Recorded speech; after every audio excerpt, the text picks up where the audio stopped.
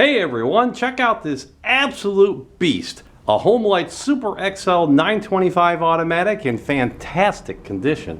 This vintage powerhouse from the late 70s is a real workhorse, folks. Perfect for firewood, property cleanup, or serious woods cutting. The big question is though, how does it run?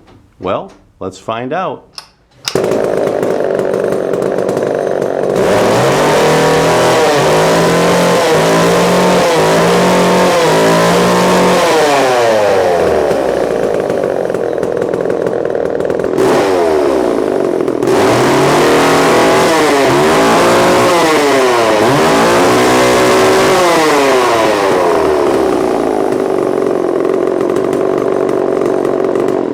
Very nice overall condition with a genuine Homelite 20-inch bar.